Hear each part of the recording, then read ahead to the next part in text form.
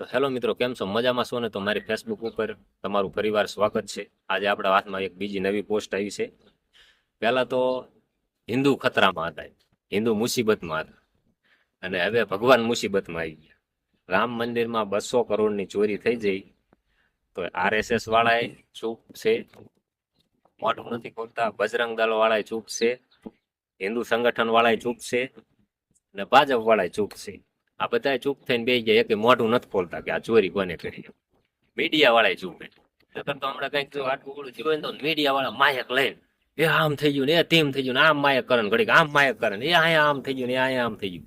આ રામ મંદિરમાં 200 કરોડની ચોરી થઈ એવું ક્યાંય મીડિયા વાળાએ કોઈએ બહાર પાડ્યું એવું તો સાંભળ્યું કે આમ માયક લઈને દોડવા માંડ્યા ને આમ પ્રશ્ન પૂછવા માંડ્યા ને આમ વિડીયો ઉતારીને મોકલવા માંડ્યા.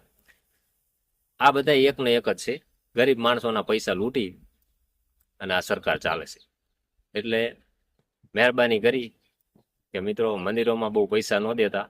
હસ્પતાલ છે, હોસ્પિટલ છે, પછી સ્કૂલ છે, શાળાઓ છે, આ બધા પૈસાનું દાન કરજો તો તમારા પૈસા ક્યાંક લેખે લાગશે. નકર આ બધા પૈસા રહ્યા ને એ આ સંગઠન વાળા દાબી દેશે, આનકોર ચોરી કરી નાખશે અને આપણા ગરીબ જનતાના પૈસા ક્યાંય કામમાં નહીં આવે. આપણે એ ગાડીઓ લઈ લઈને ફરશે. તો અમારો વિડીયો તમને ગમ્યો હોય તો મારી ચેનલને લાઇક કરો, શેર કરો અને સબસ્ક્રાઈબ કરો. અને આવા વિડીયો જોવા માટે બન્યા રહેજો મારી ફેસબુક પ્રોફાઇલ ઉપર.